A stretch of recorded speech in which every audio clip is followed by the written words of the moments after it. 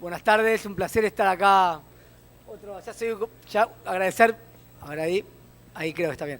Buenas tardes a todos, un placer estar acá nuevamente con ustedes. Agradecerle a las autoridades de la Unión Industrial de Entre Ríos, que a mí me toca venir casi todos los años, así que ya soy como de la casa, más allá de que mi rol en la Unión Industrial Argentina y trabajamos permanentemente entre los departamentos de la UIA y Entre Ríos para ver todos los temas de competitividad. Justo es un día futbolero porque vi que estaban todos los jugadores de Atlético Tucumán que juega con Patronato el domingo. Para mí es un placer compartir este panel con Dante porque creo que lo único que puede unir a un hincha de Gimnasia de La Plata y un hincha de Estudiantes en una mesa de economía es la vocación por el sector productivo e industrial, digo, ¿no? Así que le agradezco a la industria que podamos hacer que compartamos dadas las diferencias futbolísticas. Mi idea, bueno, a mí me han escuchado bastantes veces, por suerte este año y el año pasado cuando estuve aquí, la actividad andaba con bastantes problemas, así que este año tenemos una situación económica bastante mejor, más allá de las heterogeneidades. Yo voy a hacer una presentación de 10-15 minutos y después dejarle un poco a Dante para que les cuente que creo que es la primera vez que estás que les cuente. Dante es director de la consultora CB y además es miembro del Consejo de la Producción y también especialista en temas industriales y productivos, para que les cuente un poco también la mirada de la economía y el sector productivo en perspectiva. Yo algunos 4 o 5 comentarios quería hacer en unos breves minutos. Como siempre, cuando analizamos la industria en Argentina, con toda su heterogeneidad y todas las realidades diferentes que tiene en las diferentes provincias del país, hay que tener una mirada de cómo está el mundo. Y para salir un poco de las cuestiones genéricas, valga la redundancia, el mundo todavía desde lo financiero sigue siendo muy favorable. Como saben, las tasas de interés son relativamente competitivas, hay bastante liquidez internacional, los términos de intercambio son favorables, pero cuando entramos en el terreno de la producción a nivel global, la cuestión es un poquito más difícil de analizar. Entonces, primera idea cuando uno analiza la cuestión general a nivel mundial, es que el comercio, desde la crisis de Lehman Brothers, este gráfico que nos gusta a nosotros ir desde la UIA, que es el comercio mundial en volumen físico, como ven aquí, desde el 2010-2011, después del rebote que hubo tras la crisis internacional, el comercio está entre 0 y 2-3%, y en los últimos 2-3 años, sobre todo el 2016, el comercio mundial, que se caracterizó durante 20-25 años de crecer siempre por encima del PBI mundial, el comercio históricamente en los últimos 25 años crecía entre 2 y 3 veces el PIB mundial.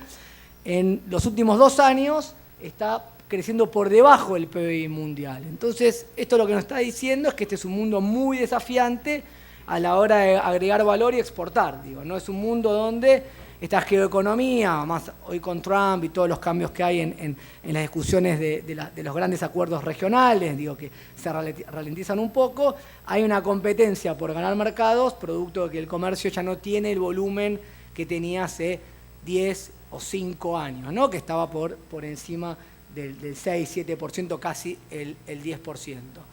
Y la buena noticia, como ven en esta curva, es que en los últimos meses pareciera que lentamente el comercio se empieza a recuperar, pero cuando uno entra a descomponer ese comercio mundial y lo vincula con cómo es el crecimiento en las principales regiones del mundo, si bien este año es un poquito más alentador porque Alemania, la Unión Europea lentamente vuelven al nivel de crecimiento, esperemos que supere el 2%, están saliendo de este 0,1%, que era prácticamente un estancamiento, a crecer por encima del 2%, cuando uno mira el crecimiento mundial, las dos estrellas siguen siendo India y China. India el año pasado desplazó a China como el país que más crece en el mundo, arriba del 7%, y China, si bien no es el 9-10% hace 5 o 10 años, sigue siendo un número muy importante del 7%. ¿Y por qué esto es muy importante para nosotros en todo el país y en particular aquí en Entre Ríos?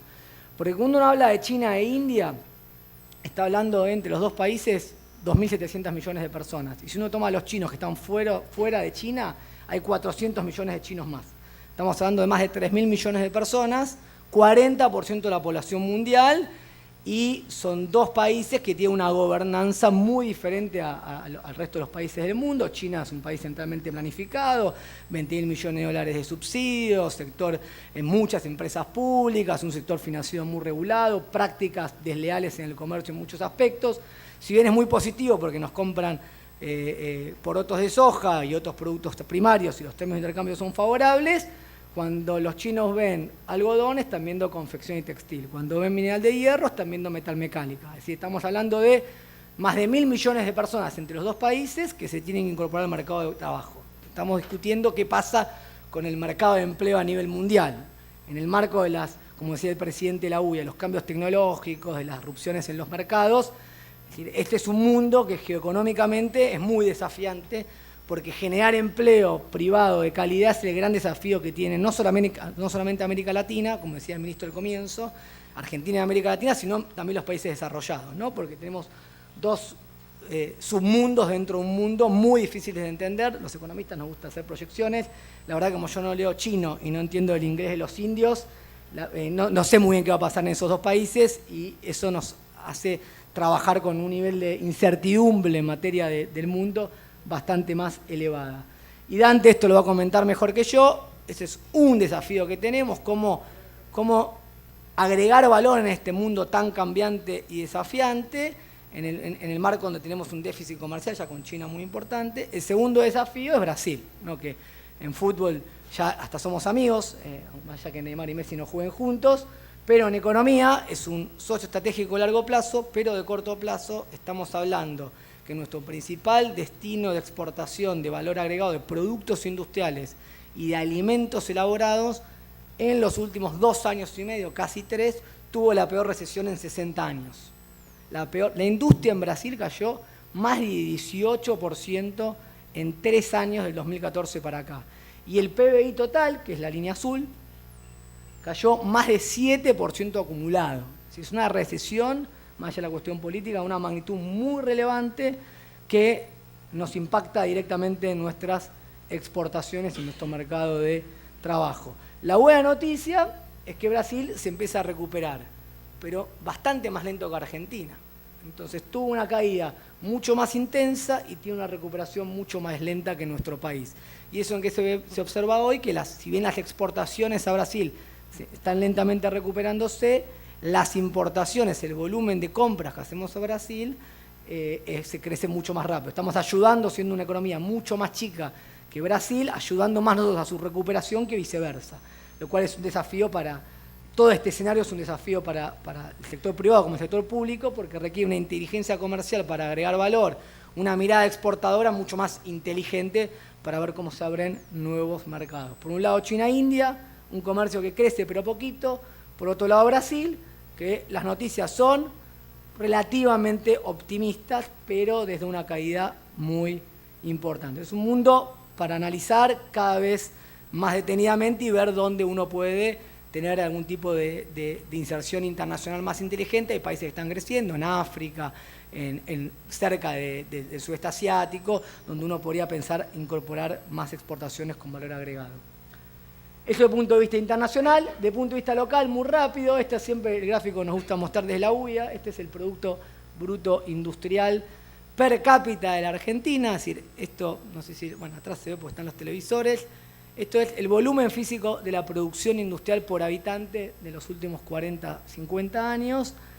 Y como se observa en este gráfico, Argentina tiene por ahí el triste récord que entre el 75 y el 2001-2002 tuvo 13 de los 26 años, 12 fueron de recesión, 13 de crecimiento económico, 4 crisis cambiarias, una alta volatilidad, que si uno lo observa en producción por habitante, producción valor agregado por habitante, industrial y agroindustrial, el impacto que tiene esta volatilidad macro sobre la actividad productiva es mucho mayor que en el promedio, porque las decisiones de inversión son mucho más a largo plazo. Este es el gráfico de Producto Bruto Industrial. Si veo el gráfico de Producto Bruto Total, va a ser parecido, pero mucho más suave. ¿Esto qué quiere decir? Que las crisis hacen que se cierran fábricas y lo que rápidamente se tarda muy poco en cerrar una fábrica, pero reconstruirla y reabrirla es mucho más difícil, donde se destruyen capacidades y rutinas operativas, acá estamos hablando de educación y formación, regenerar todo ese andamiaje de instituciones públicas y privadas.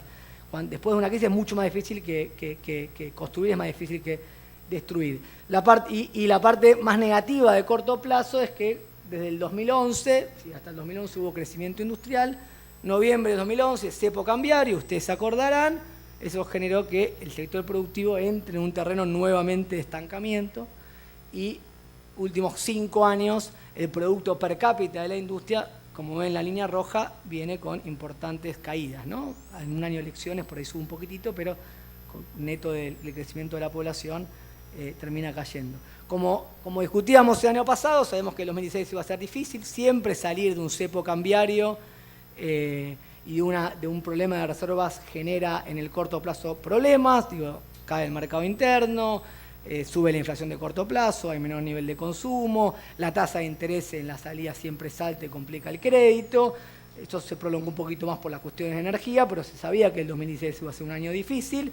La parte positiva, que es lo que estamos viendo ahora, Grande esto lo va a contar con mayor detalle que yo, es que los factores que el año pasado tiraban muy abajo la actividad, que era el consumo interno, la obra pública por el cambio de procesos, el cambio de gobierno, el impacto de las tarifas energéticas, este año empiezan a cambiar.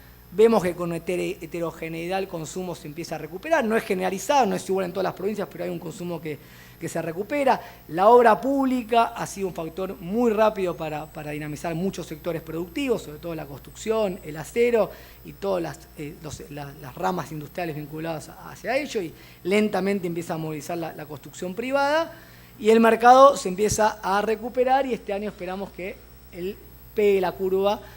Seguro el producto industrial va a volver a crecer, y el gran desafío es cómo recuperamos y hacemos sostenible este proceso en el mediano plazo para la industria y con ello obviamente para la inversión y el empleo, ¿no? Ese es el gran desafío que tenemos en los próximos años. Acá es el mismo gráfico pero más de coyuntura. La línea verde, la línea azul es la industria, la actividad general de la industria. La línea verdecita más clara son las pymes industriales. Lo que se observa es que rápidamente la actividad empieza a caer menos desde el principio del año, y el segundo trimestre ya del 2017, que son los datos que tiene la UIA o que mismo muestra el INDEC, ya la industria está en terreno positivo casi un 3%. Obviamente siempre reacciona más rápido lo vinculado a la construcción, acero, cemento, que en muchos casos son grandes empresas. Las pymes ya, todavía no, por eso tanta heterogeneidad en la industria, muchos sectores pymes todavía no terminan de recuperarse, pero el tercer trimestre, por lo que ya vienen los datos de agosto y de septiembre, vamos a ver tanto sector pyme como sector industrial con un rebote y con un crecimiento importante.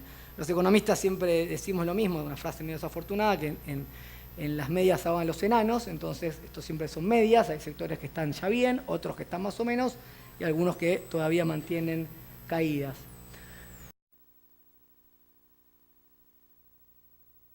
Tiene que ver con la tasa. ¿Por qué esto es importante para el sector industrial y las pymes en particular?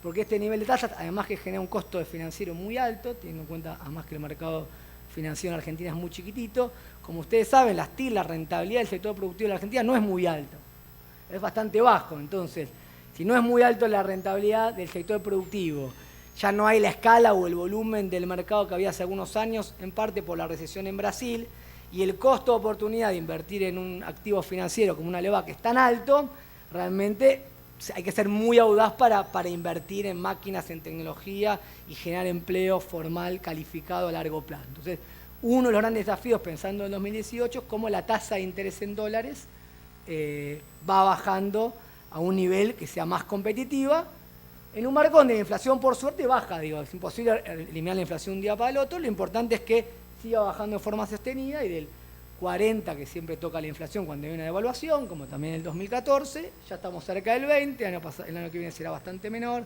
2019 será un tanto menor, y así sucesivamente. Entonces, ¿cómo alinear tipo de cambio, tasa de interés, precios relativos para una macro que fomente la inversión en capital, en tecnología, en el largo plazo? Es uno de los elementos fundamentales para que este crecimiento sea sustentable. Y el segundo tema, que es Mucho más desafiantes son los temas que hablamos el año pasado de costos, ¿no? Estructurales, de competitividad, donde entran en tecnología, hasta formación. Acá, como ven, después les envío la presentación, hay un detalle para cada uno de estos puntos, en infraestructura, en costos energéticos, en temas laborales, en presión tributaria, en financiamiento. En todos estos rubros, por primera vez en mucho tiempo, estamos peor que Brasil y que México a la vez. Entonces, con Brasil y México no podemos competir por costos. Y por los países que tienen tecnología, salarios altos y productividad tampoco, porque no tenemos las mismas instituciones, Alemania, Estados Unidos. Entonces no podemos competir por baratura, tampoco podemos competir todavía por tecnología y productividad, teniendo sectores con alta productividad y muy eficientes puertas adentro de la fábrica. Entonces hay que, como decía el presidente de la UIA a la mañana y también el presidente de la Unión Industrial de Entre Ríos, la clave es tener una agenda de competitividad sistémica que lentamente vaya llevando este nivel de costos a un nivel más razonable para poder insertarnos mejor en los mercados mundiales. Ahí tengo un detalle de cada uno de estos. Dante tiene un montón, tiene como la última presentación que tuya, tiene como 70 filminas. Yo quiero mostrar uno nada más, que es medio un jeroglífico, ¿no? De colores. Los economistas fabricamos PowerPoints y diseñamos gráficos, así que siempre venir a la provincia y ver un poco qué pasa con la realidad productiva es una enseñanza. Pero me gusta este gráfico porque es muy paradigmático para lo que pasa en todos los que producen lejos de los puertos y en particular el puerto de Buenos Aires. Acá tienen todos los componentes que hacen el costo logístico: ferroviario, portuaria, calidad de rutas, competitividad logística, costo de exportación, costos de importación. Es un estudio del Banco Mundial. Y Argentina está peor que todos, que en Brasil, y casi alcanzando Colombia. Entonces, en la medida que nos alejamos de un puerto de Buenos Aires y queremos agregar valor, todo lo que tiene que ver con el costo logístico crece sustancialmente. Para elegir un ejemplo de los temas que hay que trabajar fuertemente para poder competir y agregar valor. La agenda en materia logística es muy grande y así sucesivamente con energía y demás. Por eso, como decía al principio, no hay muchas magias. Digo, me encantaría ser mago, pero no soy mago, soy economista. Y hay que trabajar en todos los temas que hace la competitividad sistémica, macro, marco institucional, todos los temas estructurales y obviamente políticas productivas y políticas activas para los sectores y para las regiones que en esta transición de recuperar la competitividad sí están sufriendo y teniendo mayores niveles de problemas. La buena noticia es que la macro y la actividad ya se empieza a recuperar y que se están avanzando en algunos temas estructurales. En la medida que se logre como país y generando mayor articulación público-privada, ir resolviendo todos estos problemas, vamos a tener un 2018, 2019, 2020 de crecimiento sostenido. En la medida que sigamos un poco sin poder salir, como dicen muchos autores hoy en el marco de los debates del desarrollo, de esta trampa de los ingresos medios, que tenemos costos altos, un nivel educativo razonable, una base industrial muy interesante, buenos recursos naturales, pero no logramos tener la tecnología, la productividad de las instituciones en los países desarrollados y sigamos navegando por esta trampa, seguramente nos mantendremos en estancamiento. Lo que estamos viendo, por suerte, y comparado con el año pasado, es que ya la economía arrancó y si se van avanzando estos temas es muy probable que se pueda prolongar en el tiempo. Dante, quería hablar 14 minutos, salí 17, puedes dejar esta voz. Gracias.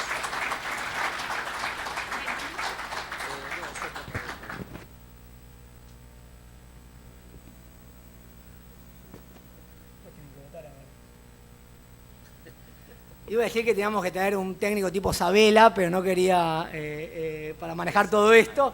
Pero bueno, como estábamos mal en las eliminatorias y antes de Gimnasia, me omití el chiste. Empecemos con... No, bueno, antes que nada, después voy a contestarle a Diego. Pero antes que nada, agradezco a la Unión de Industrial de Entre Ríos la posibilidad de estar acá. Siempre es un gusto, aparte en este lugar tan lindo y con un clima que aparte está cambiando, ven, aparte sale el sol.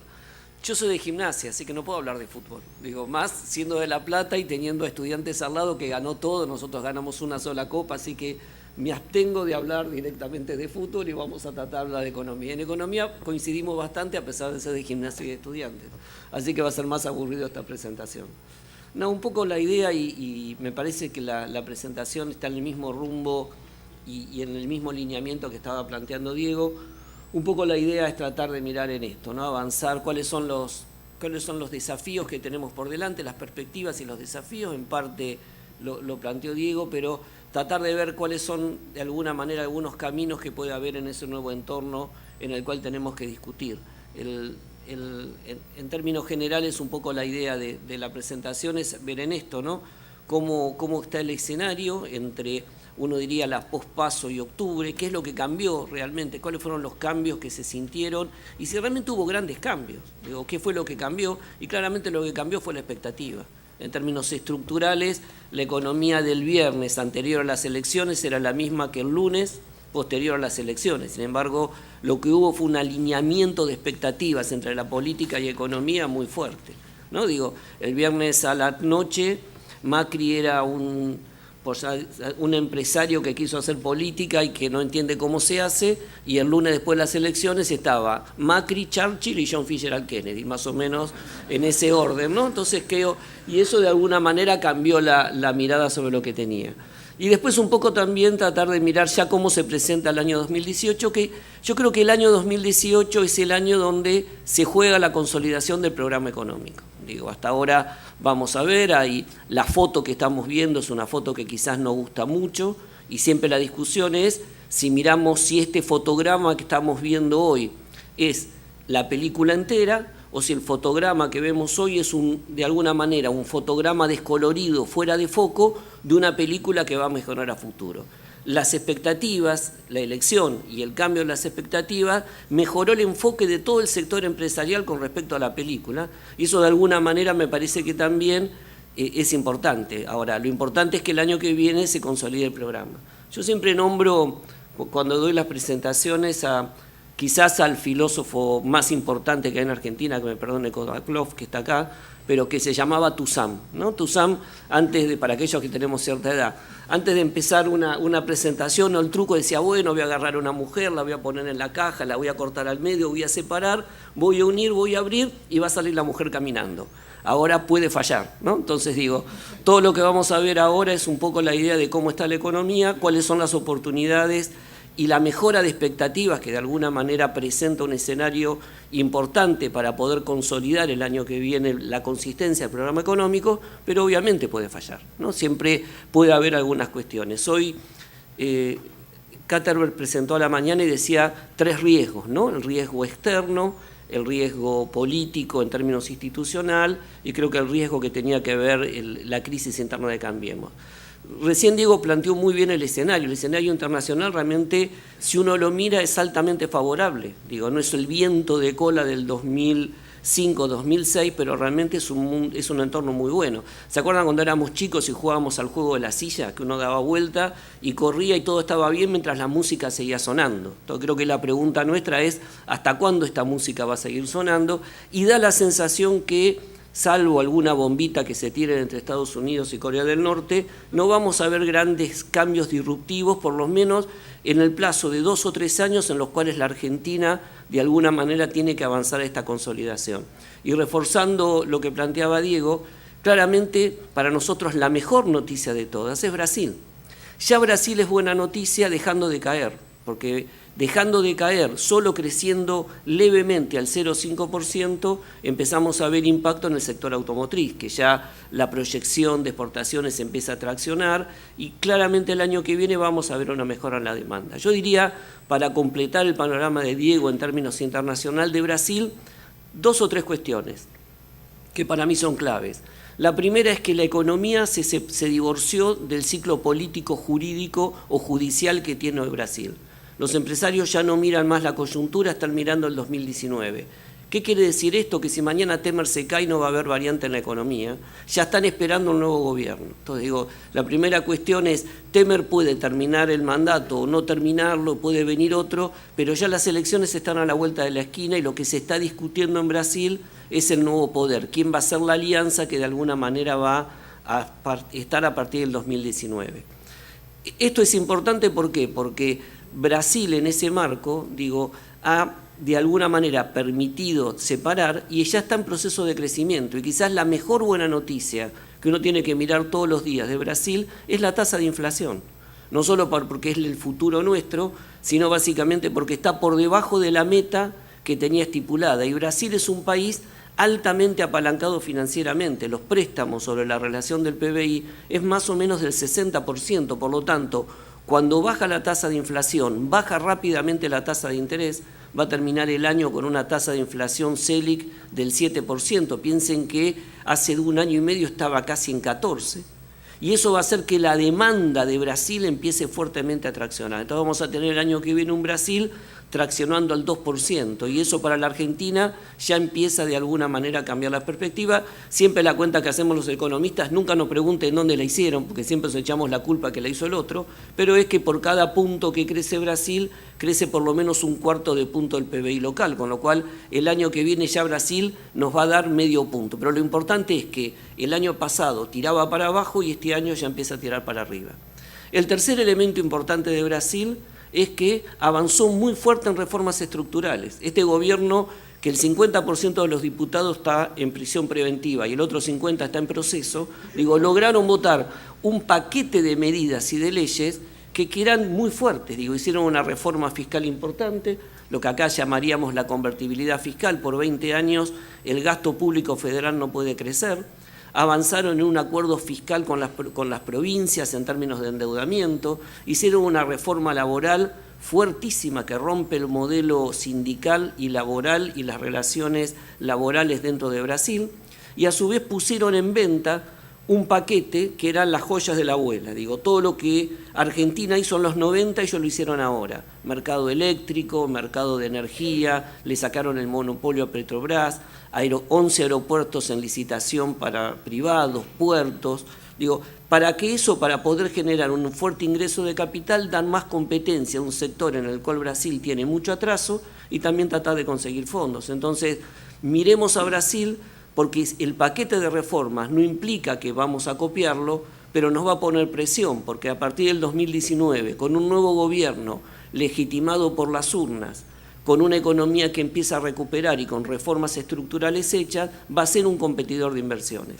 Y el último tema importante, y ya paso a hablar de la economía local, pero que tiene mucho que ver con lo local, yo creo que se da una convergencia que esto favorece la mirada de los inversores regionales y por eso refuerza la necesidad de avanzar en reformas locales, que es la siguiente. Por primera vez, creo que desde que tenemos el Mercosur, pero no sé, después miremos en muchos años, hay convergencia de política económica entre Argentina y Brasil, con lo cual baja fuertísimamente el riesgo macro y el riesgo institucional. Quizás todavía Brasil tiene un poco de riesgo institucional más alto que nosotros, porque tiene que decidir su alianza de gobierno el año que viene. Pero miren esto, en política monetaria hacemos lo mismo, los dos estamos en programas de metas de inflación, Brasil consolidado, Argentina consolidándolo. Los dos tenemos tipo de cambio flexible, antes siempre íbamos al revés. Los dos tenemos programas fiscales que van a la consolidación fiscal y a la rebaja del déficit fiscal primario. Los dos estamos avanzando en reformas previsionales para, de alguna manera, aprovechar el bono demográfico que en este momento lo tenemos perdido. Y los dos hoy tenemos un programa muy coherente, tanto en el sector público como en el sector privado, de una economía mucho más integrada a nivel internacional. No digo que haya coordinación, pero el hecho de que haya convergencia política económica hace que los inversores externos, cuando miran a la región, baja el riesgo macro. No estamos haciendo cada uno cualquier cosa, o Brasil hace una brasiliada y nosotros una argentinada. Los dos hacemos lo que hacen las economías normales del mundo medianamente, y baja mucho el riesgo institucional. Por lo tanto, esto fuerza mucho a la Argentina a plantearse reformas a partir del año que viene, porque bajando el riesgo institucional y bajando el riesgo macro, empieza a valer la micro a la hora de pescar proyectos de inversión. Entonces creo que estos factores son claves para empezar a explicar por qué uno de los temas más importantes me parece que es Brasil. Así que creo que es una buena noticia y de alguna manera va a favorecer bastante lo que tiene que ver con la región. Entonces, miremos un poquito en ese marco cómo está la Argentina. Ustedes saben, el gobierno empezó el año pasado un programa de un giro de la economía de 180 grados, un programa de equilibrio macro y tratar de empezar a esbozar un programa de cambio estructural en la cual avanzó poco en términos de tener una economía más integrada, más competitiva. Y si uno mira, uno podría decir que estamos saliendo de la tercera fase y entrando a la cuarta fase en una primera evaluación de estos primeros, si quieren, 22 meses.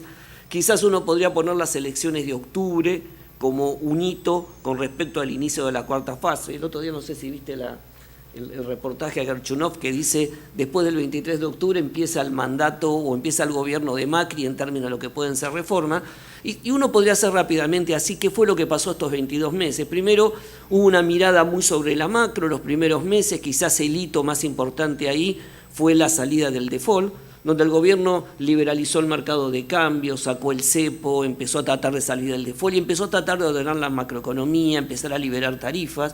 Una segunda fase, si quieren, hasta principios de este año, yo diría hasta principios de este año, donde de alguna manera avanzó fuerte en muchas cuestiones, ¿no? Trató de normalizar el comercio exterior, empezó a avanzar en los marcos regulatorios del sector telecomunicaciones, del sector energía, todo el tema de tarifas públicas, y empezó a darle más direccionalidad y cambios a la economía para empezar a encauzarla. Tema no menor, acuérdense esto, con esta misma legislatura, el año pasado, el gobierno aprobó 80 leyes.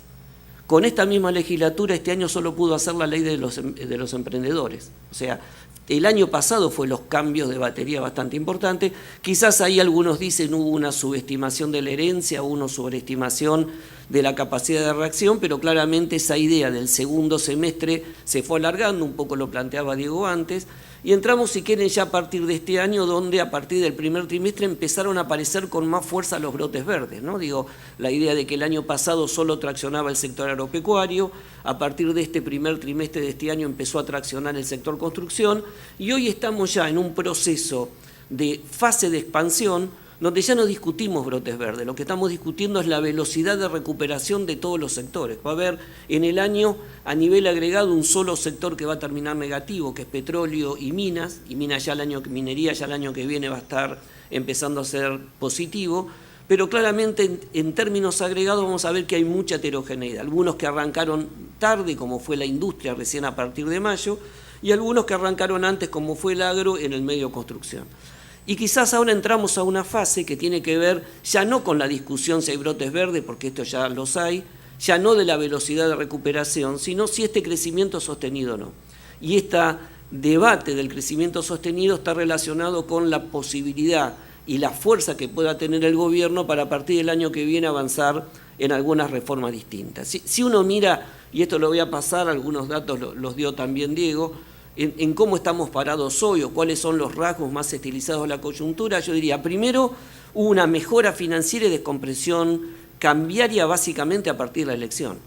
Si la elección del gobierno no hubiese pintado el cuadro que pintó hoy Caterberg a la mañana, acá estaríamos discutiendo, Diego y yo, de tipo de cambio y qué es lo que iba a pasar con el gobierno después de octubre. Digo, en cambio hoy, digamos, si quieren, hubo descompresión cambiaria en el corto plazo, eso de alguna manera le dio más grados de libertad en este periodo de 60 días hasta la elección al gobierno para hacer política monetaria, pero volvió a poner en el centro de la escena el tema del debate del retraso cambiario. Claramente es un tema que tenemos que seguir viéndolo.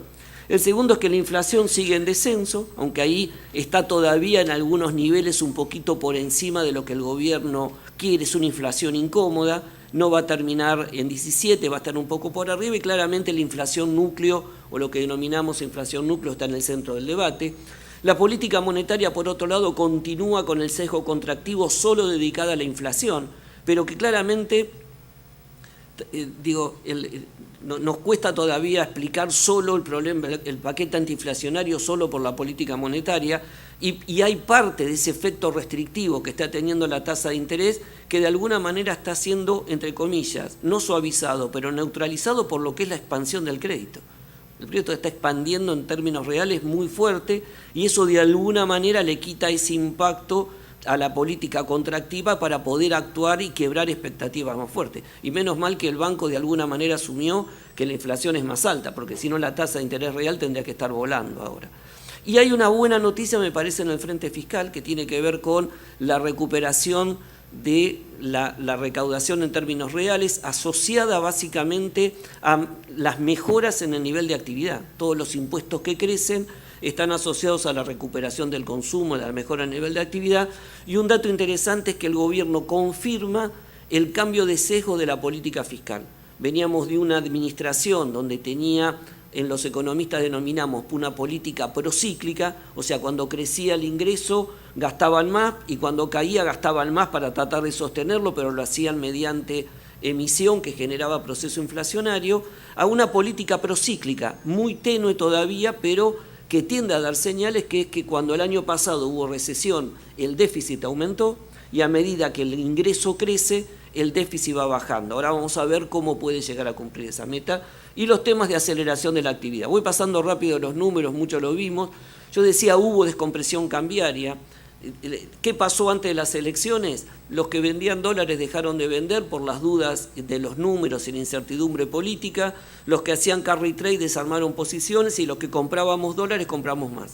Por lo tanto, cayó la oferta, aumentó la demanda y eso hizo que el tipo de cambio de alguna manera se acomodara para arriba. La elección calmó el mercado y volvió a la normalidad. Un mercado que está sobreofertado de dólares y en parte porque los privados están saliendo a tomar deuda, pero en parte porque el sector público necesita todavía financiar un déficit y las provincias también salen a tomar deuda. Y eso de alguna manera impacta fuertemente. Entonces tenemos una oferta creciente y una demanda que se recupera de importaciones, pero vamos a ver que el tipo de cambio está de alguna manera más calmo. Fíjense lo que fue el cambio después de las elecciones. El Merval, que había caído 15% la semana anterior, después recuperó casi 18, ahora se estableció en 12 y bajó fuertemente el riesgo país. Si hoy uno mira el riesgo país, Argentina-Brasil es igual y estamos muy cercanos a lo que es el riesgo país a nivel general. Yo les decía que la mirada quizás está puesta acá, en el tipo de cambio real, y claramente lo que nos dice, digamos, la lectura de este gráfico, que es el tipo de cambio está por debajo del promedio, y coincido en el tema del promedio que decía Diego también, lo que nos dice es que, o la lectura que tenemos que tener, es que el modelo, este modelo de política económica, por lo menos en los próximos 2 años, mientras no haya mejora, no haya baja en el déficit fiscal y el gobierno tenga que seguir tomando endeudamiento externo, va a haber una presión a la apreciación del tipo de cambio y no a la depreciación. Por lo tanto, el mensaje es, lo que tenemos que discutir es la competitividad por afuera del tipo de cambio, porque del lado del tipo de cambio no van a venir mejoras de competitividad. Y lo que otro también podría decir es que cada vez que tuvimos mejoras solo por el tipo de cambio, duraron muy poco en el tiempo, se diluyen. Entonces, claramente, por lo menos hasta el 2019, 2020 no va a haber grandes mejoras con respecto al tipo de cambio y esto sigue poniendo y tiene que poner la atención en la agenda en términos de las mejoras de competitividad mucho más, digamos, las que tienen que ser fuertes, las que están por afuera del tipo de cambio. La inflación sigue de alguna manera en descenso, aunque todavía con niveles altos. En parte también, digo, cuando uno mira la nominalidad del resto de las variables, todavía tenemos variables que están corriendo al 30%, la expansión monetaria, la expansión del crédito, el crecimiento del gasto público. Entonces, claramente, esas variables, esta inflación es más compatible con esas variables que una inflación de 17. Ahora, lo importante es que está en descenso y sin sorpresa. La única sorpresa que puede haber es referida a la fijación de tarifas públicas, o sea, si el gobierno aumenta transportes en noviembre o lo hace en febrero, pero no porque esperemos de alguna manera que haya un fogonazo inflacionario por afuera de lo que es la administración de las tarifas públicas. ¿Y eso qué quiere decir? Que le estamos creyendo al gobierno en términos de su política monetaria y fiscal. Todavía sabemos que la política fiscal le exige un poco a la política monetaria, pero creemos que de alguna manera van a cumplir los límites. Así que acá me parece que lo que tenemos que seguir viendo es ese monitoreo de la inflación core. En parte yo les decía que la política monetaria sigue siendo restrictiva. Miren lo que es 2 miradas de la tasa de interés. La tasa de las LEVAC comparado con lo que es la inflación esperada de acá a un año, nos da una idea de la tasa real esperada casi al 9%, pero miremos también sobre la inflación actual, digo, no sobre lo que estamos teniendo con respecto a lo que son las tasas activas y realmente sigue siendo alta. Y la expansión de los agregados monetarios, el M3, que serían los más cercanos a lo que puede ser demanda monetaria, está creciendo casi al 26, 27, pero estamos alrededor de 30. Pero lo que estamos teniendo es una expansión muy fuerte del crédito. Entonces, parte de esa expansión del crédito, crece el crédito prendario, crece el crédito hipotecario, si bien de niveles bajos, pero muy alto, de alguna manera absorbe ese impacto que está teniendo básicamente la tasa de interés. Alguno dice, pero ¿cómo? Las pymes crece el crédito a las pymes a pesar de que la tasa es alta. Piensen esto, aquel que nunca tuvo crédito, la tasa era infinita.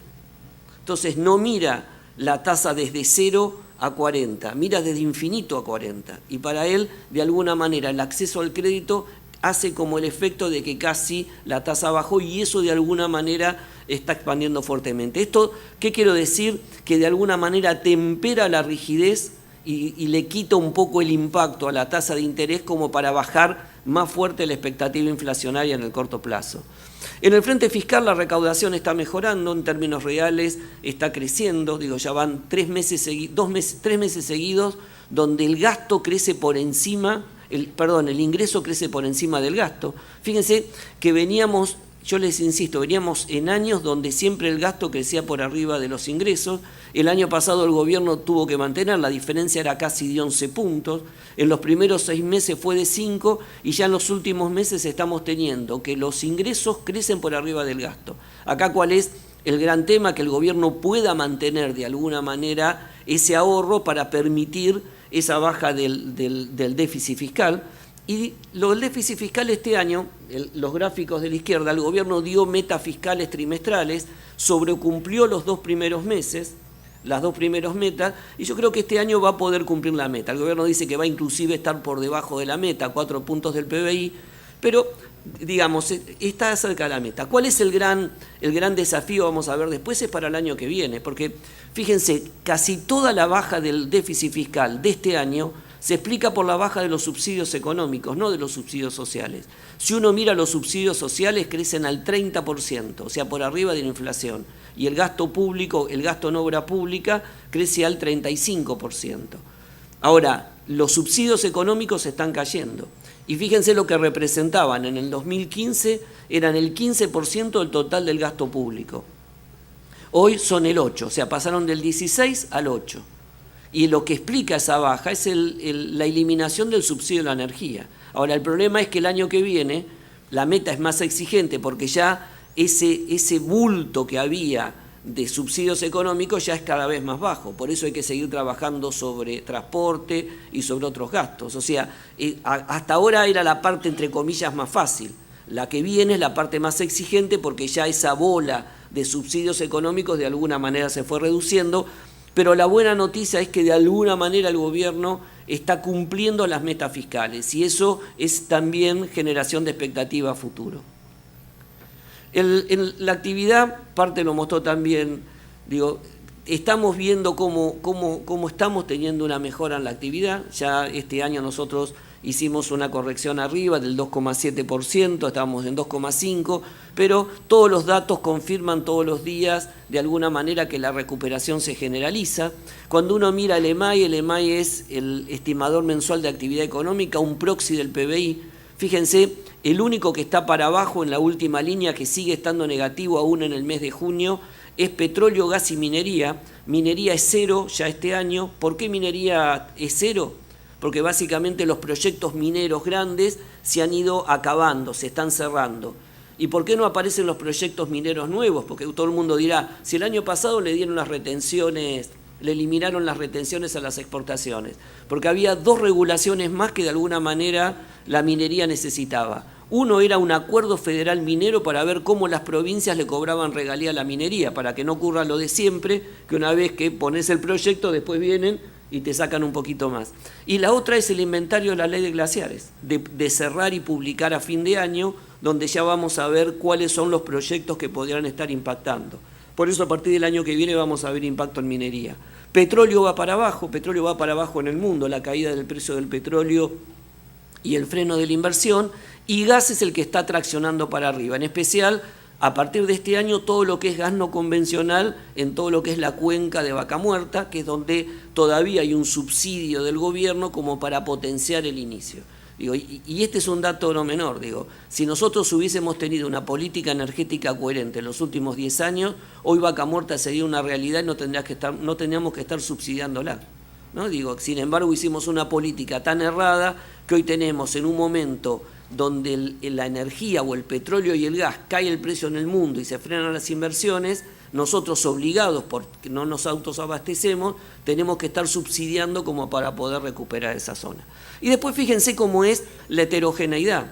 Hay sectores que vuelan, como es la pesca, pero que representa, digamos, impacta muy poco en términos de empleo y en encadenamientos productivos, y el sector de la industria, que es el que viene más rezagado saliendo. Entonces, claramente hay muchos que empujan, insisto, pelotón del medio, y los que van a terminar siendo más flojos. A fin de año, todas las actividades en general van a estar positivas, salvo la que les dije recién. Lo que pasa es que con diferencia. La industria, cuando uno mira la construcción crece, no es que recupera, crece, está por encima de los últimos picos de los últimos años, casi un 6%. Y ahí solamente está en actividad lo que es la construcción pública y la construcción privada grande, los grandes edificios. Falta la construcción chica, ¿no? El que contrata y hace el quincho, el que se pinta la casa, el que se hace una casita en un terreno. Y eso lo vamos a ver moviéndose a partir del préstamo hipotecario. Piensen esto, el año pasado se dieron en todo el año 8.000 millones de pesos de préstamos hipotecarios. En agosto solo se dieron 8.000 millones de pesos de préstamos hipotecarios y los bancos estiman que en el primer trimestre del año que viene ya van a estar en un promedio de 15.000 millones de pesos mensuales. Por lo tanto, eso va a movilizar mucho la construcción chica y todo lo que tiene que ver, en especial la construcción chica es mucho mercado informal. Quizás es más bajo en lo que tiene que ver con el interior de la provincia. Pero piensen que en La Matanza el desempleo informal es del 45%. Entonces digo, claramente va a sentirse mucho más en todas esas regiones. El agro, ustedes saben, está creciendo, este es otro sector que crece, hoy afectado por el tema de inundaciones, entonces hay sectores que crecieron más rápidamente como maíz y trigo, otros que vienen más rezagados la soja. En la soja hay mucho stock en el campo esperando que se apruebe el presupuesto y empezar a venderlo con la baja de la retención, digo, aparte del tema de que no pueden sacarlo por los caminos, y eso también está afectando un poquito lo que es el volumen que estamos viendo de exportación este año. Y carne, bovinas y pollos, y de alguna manera mejora la proyección, hay recomposición de stock, problemas, si quieren, climatológicos. Contaba Diego el tema de la industria, yo creo que la industria también, estos son los datos que tenemos, están los datos saliendo nuevos agregados, pero claramente tenemos estas tres divisiones. Aquellos que de alguna manera están liderando, que están creciendo mucho más que el promedio de lo que va a crecer la industria en el año, y esos, fíjense que están asociados a los sectores que traccionan, a construcción, a energía, al sector agropecuario, y miren, automotriz, es la recuperación del Brasil. Digo, ya solo con 2 o 3 meses que Brasil crece, empieza a sentirse en la industria automotriz. Están los que van a venir a velocidad crucero, igual que el crecimiento de la industria. ¿Por qué? Porque son los que más tardaron en recuperar, como es el caso de alimentos y bebidas y algunos sectores asociados al sector, todo lo que tiene que ver con envases, etcétera, y los que van a seguir rezagados porque están en actividades que caen, como es el caso del petróleo, lo empuja un poco al sector petroquímico, y rezagados también aquellos sectores que estuvieron dedicados al consumo masivo y que crecieron muy fuerte, inclusive por encima de los límites históricos, cuando estuvo la economía cerrada y que ahora están ajustando a lo que son sus niveles más tradicionales desde el punto de vista de expansión, que tiene que ver con sectores como textiles, calzado, electrónica, que seguramente este año los vamos a ver también en términos negativos. Entonces, la industria va a crecer y eso de alguna manera se va a expresar así. ¿Cuál es un tema que tiene que ver con el empleo? Que los que crecen o los que están mejor son más capital intensivo y los que caen son de alguna manera empleo intensivo. Entonces el impacto sobre el sector industrial de alguna manera desde el punto de vista del empleo se ve más fuerte. El consumo, que de alguna manera venía siendo el más lento en reaccionar, está reaccionando. Ahora tenemos que acostumbrarnos a un consumo que ya no tiene anabólicos, por lo tanto va a crecer solo si lo fundamental que lo sostiene crecen, y eso es salario real, empleo y recuperación del crédito. Y que vamos a tener que acostumbrarnos que en este ciclo el consumo va a crecer más o menos como crece el PBI. Anteriormente era lo único que crecía y lo único que empujaba el PBI. Hoy vamos a ver que la inversión va a ser la vedette en términos de tracción y vamos a tener un consumo que de alguna manera va a estar traccionando. También hay que entender que hay cambios en el comportamiento del consumo porque cambió la macro. las señales que teníamos nosotros como consumidores hasta el 2015 eran tasa de interés real negativa, no convenía dejar la plata en el banco, expectativa de inflación al alza, había que comprar hoy porque mañana era más caro. En especial los que vivíamos en Capital Federal y Gran Buenos Aires, la tarifa pública no contaba en nuestro presupuesto porque era casi cero. Y a su vez no podíamos comprar dólares. Por lo tanto, ¿qué hacíamos con la plata? Nos la sacábamos de encima. Era como jugar al estanciero, ¿no? Que siempre quería sacarte la plata de encima porque se derretía. Miren las señales que tiene un consumidor hoy. Por un lado tiene tasa de interés real positiva, muy alta quizás, donde puedo dejar la plata en el banco y mañana comprarme un televisor más grande. Espero que sea para ver el Mundial de Argentina del 2018, ¿no? Digo, pero... Y muchos que fabrican televisores también.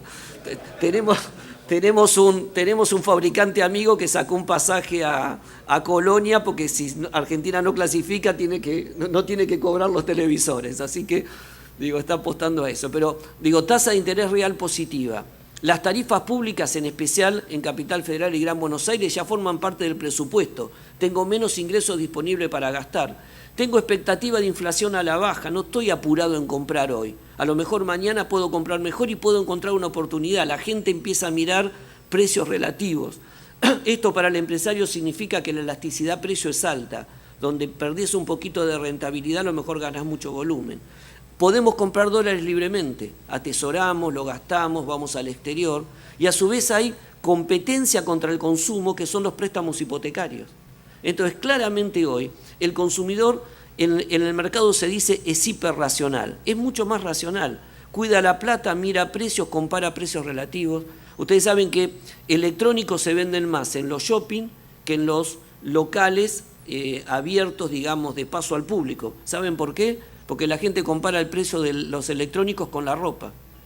Dice, entre un traje y un televisor me compro el televisor. Digo, y de alguna manera se vende mucho más. Pero esos cambios son importantes porque van a explicar parte del consumo. Vamos a un consumo creciendo y eso genera cambios al interior. Lo charlábamos con el presidente antes de empezar.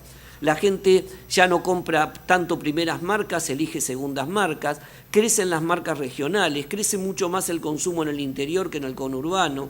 Las marcas regionales, Dino, Jaguar, etcétera, están creciendo en términos reales y caen Jumbo, caen Carrefour. Digo, vamos a ver cambios importantes y eso me parece que hay que analizarlo en términos de lo que tienen que ser también nuestras estrategias. Yo les decía, el consumo recupera en un contexto donde los drivers empiezan a traccionar.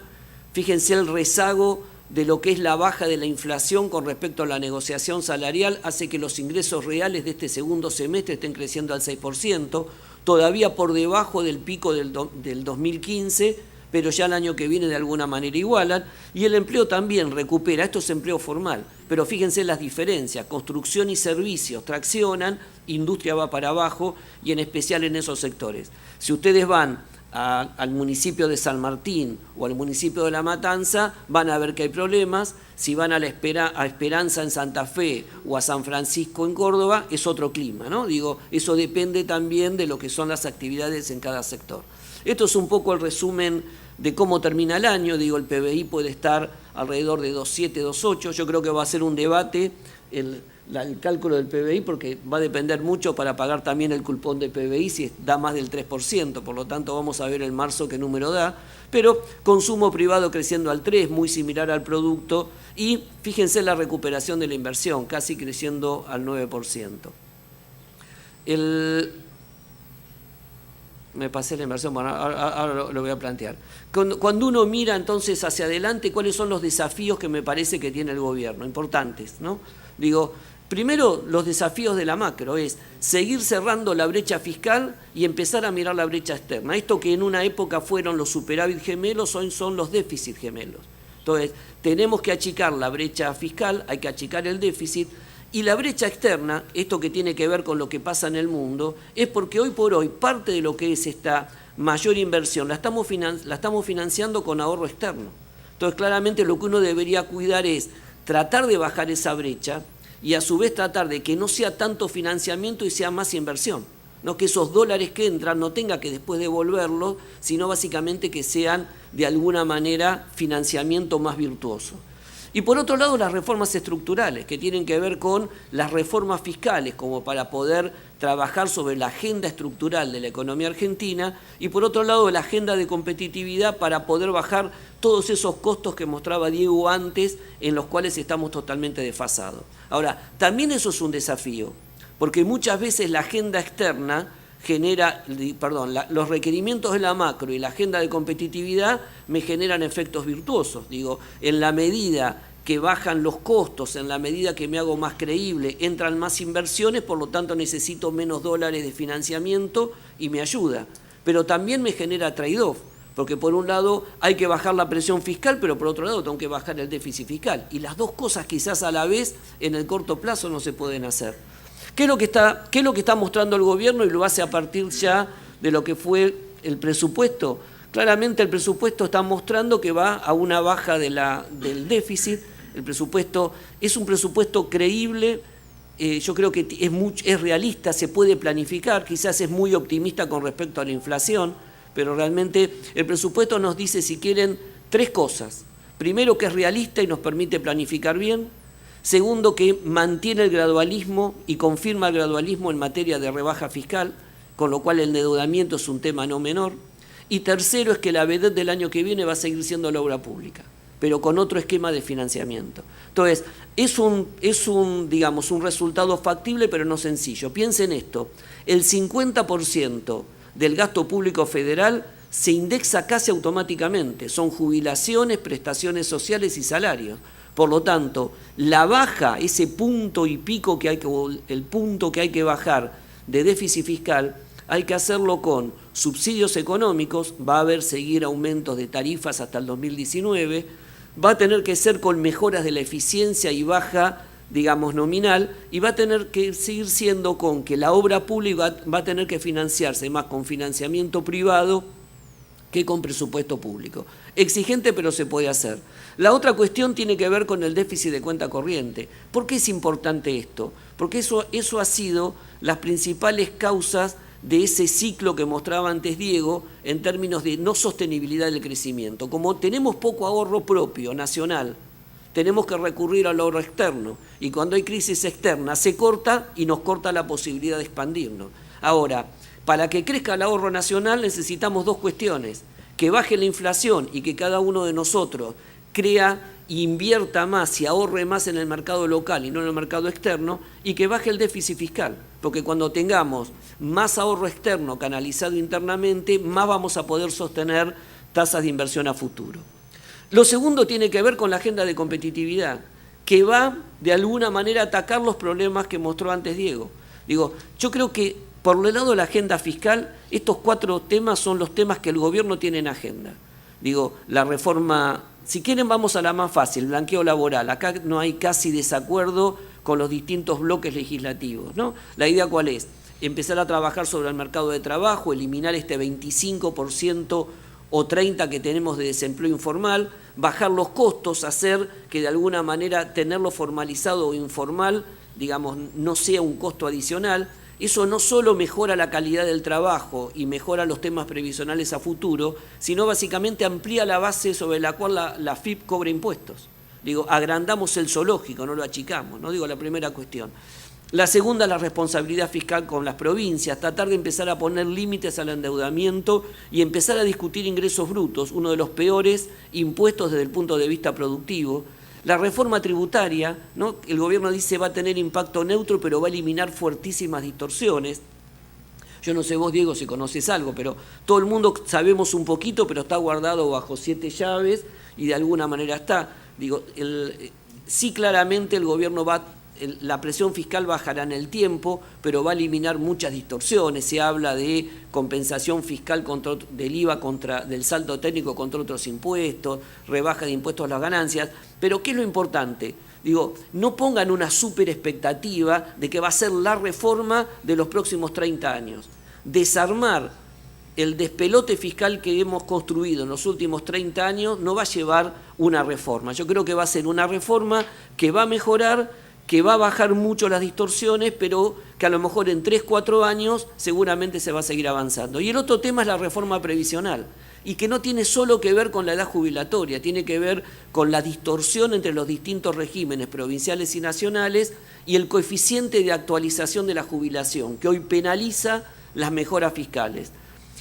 El gobierno está decidido a encarar estas 4 leyes, que yo les agregaría 2 temas más de discusión, que es la ley del Fondo del Conurbano, que seguramente después de octubre saldrá un fallo favorable a la provincia de Buenos Aires, y el otro tema es la devolución del 15% de la masa, ¿se acuerdan?, coparticipable, que salió por una resolución de la Corte. Todos estos temas son temas fiscales, donde claramente lo que mostró también Cátedra a la mañana, el principal socio de esta discusión del gobierno son los gobernadores. ¿Por qué? Porque por más que haya diferencia, estamos hablando de plata y estamos hablando de las correcciones del sistema fiscal y del federalismo fiscal. Entonces, creo que este es un debate importante porque va a ir a los costos de competitividad. Y los otros temas son los temas de agenda de competitividad, simplificación administrativa, habló el ministro a la mañana, la reforma del mercado de capitales, digo, todo lo que es la inversión, la mejora en formación, pero eso es todo de mediano plazo. Creo que el gran tema también del año que viene va a ser los temas de costos laborales. ¿Cómo bajar los costos laborales? No hablamos de bajar salario, sino hablamos de bajar costo laboral. Piensen que en algunos sectores los costos por encima del salario son del 70%. Entonces, en muchos sectores tenemos la dicotomía de que el trabajador gana por debajo de la línea de pobreza para poder alimentarse y al empresario le sale carísimo en dólares contratarlo. Entonces, ahí y no se soluciona bajando salario. Entonces, eso tampoco va a ser, me parece, no pensemos o no tengamos una expectativa de una reforma igual a la de Brasil. Nuestro sistema sindical es menos atomizado, es más fuerte, también ellos tienen problemas, no tienen dónde refugiarse políticamente, están siendo cuestionados. Creo que va a ser la reforma posible sector por sector, pero donde de alguna manera va a bajar mucho los costos operativos y va a permitir al gobierno a lo mejor en 2 años poder mostrar resultados y avanzar de una manera más global. Pero también este es un dato importante, por primera vez en los últimos 20 años, la agenda del sector privado es igual a la agenda del sector público. O sea, si lo hacen más despacio es porque no es que no quieren hacerlo, sino porque no pueden hacerlo. Digo, porque hay restricciones que la economía política pone, ¿no? Entonces me parece que este es un dato importante como para tener en cuenta. En ese marco nosotros ¿qué planteamos o qué estamos viendo? Que si se repite la elección de agosto en octubre, creo que el escenario primero es el escenario de mayor probabilidad que vamos a tener, donde el gobierno consolida el rumbo, mantiene el gradualismo, avanzan las reformas y gana y crece en términos de credibilidad y expectativa. La economía, acuérdense, es 50%, es como las parejas, 50% realidad, 50% de expectativa, ¿no? Cuando fracasa la expectativa, la realidad se hace peor, ¿no? Cuando la expectativa para adelante es buena, la realidad se lleva distinto. Entonces creo que vamos a un escenario de ese tipo donde me parece que un crecimiento del 3,5%, donde el gobierno puede avanzar. ¿Se puede crecer más? Sí, si el gobierno gana por afano, por decir así, o le va muy bien y se desatan más rápidamente las inversiones o hay avanza en algunas reformas, pero de alguna manera me parece que ese es el escenario de alguna manera más probable. Y el gran desafío adelante de ese escenario no es solo crecer. Digo, tenemos que crecer por lo menos a esa tasa 25 años, entre 25 y 30 años para duplicar el nivel de renta.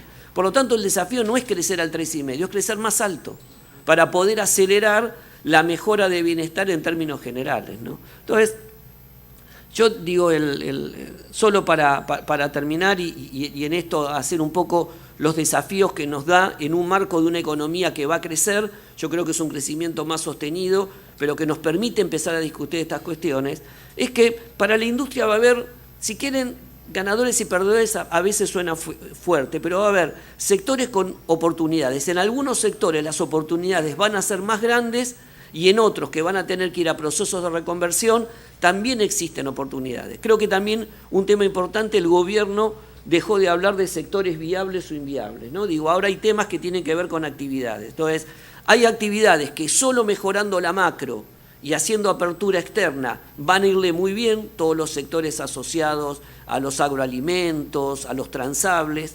Hay sectores que con todo lo que tenemos que invertir en mejoras de infraestructura van a tener un crecimiento muy fuerte, y hay sectores que fueron los que crecieron muy apalancados por el consumo en un marco de economía cerrada, que de alguna manera tienen que hacer los mayores esfuerzos de mejora de competitividad. No solo los empresarios, sino también el gobierno, bajando impuestos, mejorando costos laborales, mejorando costos de conectividad, etcétera, etcétera. Entonces creo que claramente ahí tenemos oportunidades. Partimos de diferencias, digo, porque digamos, ante una industria que estaba poco acostumbrada a exportar o tenía sectores muy poco exportadores, la integración y la apertura es un desafío que tienen que llevar por delante. Me parece que en ese sentido ahí tenemos sectores competitivos, pero tenemos sectores muy sensibles que tenemos que tratar de darle tiempo y darles instrumentos como para que puedan avanzar en esos procesos de reconversión, con, si quieren, como lo que charlamos antes, yo acá lo resumiría y voy terminando en los términos de lo que son dificultades por enfrentar. Hay algunas cuestiones que tienen que ver con lo local. Todavía hay tasa de interés, digamos, alta, pero va a ser positiva. Venimos de un ciclo de 15 años o de 12 años de tasa de interés negativa. La tasa de interés va a ser real positiva entre 3 y 5%, o sea, tenemos que tener normalidad en el mercado para enfrentar eso. El mayor, yo digo mayor costo energético, tarifas que representen los costos reales de generación. Creo que hoy la industria grande paga más o menos el 90% del costo de generación y las pymes en el 70%. Todavía el costo de generación en Argentina está un poco alto, tiene que bajar. Va a ser más competitivo que el de la región, pero no, olvídense de las tarifas de la década anterior, porque esas eran dibujadas y no representaban los costos. Digo, tipo de cambio real bajo, es un tema no menor, los temas de competitividad, y consumo, si quiere, el menos dinámico. Y a su vez, factores externos, el cambio tecnológico, las tendencias proteccionistas en algunos mercados, la mayor competencia externa, digo, son todas cuestiones, desafíos internos y desafíos externos que tenemos que superar, con las dificultades históricas en algunos sectores, ¿no? Los costos logísticos, cuestiones que antes planteaba Diego. Entonces, para eso lo que tenemos que tener es claramente una estrategia, y el gobierno tiene que tener una estrategia consensuada básicamente con el sector privado en cuestiones de estas, digamos, en estas cuestiones, ¿no? Que hacen a los fundamentos de agregación de valor sobre sectores tradicionales, trabajar sobre los temas de capacitación para la mano de obra, los temas del costo de capital y el acceso al capital. Yo les decía antes que la tasa pase de infinito a 40 ya es un alivio porque tenés acceso, pero hay que hacerlo más fluido y tiene que ser mucho más dinámico, en especial para las pymes. El abastecimiento más eficiente de energía, empieza a ver, la tecnología te permite acceder a cuestiones tecnológicas en materia energética que no tenías antes, digamos, cuestiones importantes. Yo acá decía, ¿cómo puede Entre Ríos explotar sus ventajas? Creo que hay mucho también para hacer, mirar los cambios en términos de exigencia de los mercados, los nuevos requisitos en términos de demandas mucho más personalizadas, mercados de nicho importantes que están creciendo y que de alguna manera también están mirando cuestiones a mediano plazo. En temas de cítricos uno puede posicionar ante nuevos entornos, trabajar en los temas de procesados, orgánicos, en lo que se llaman funcionales, los biomedicamentos, digo, en algunos, digamos, alimentos más complejos. Creo que hay mucho campo para avanzar, pero eso requiere muchísima innovación y muchísima tecnología.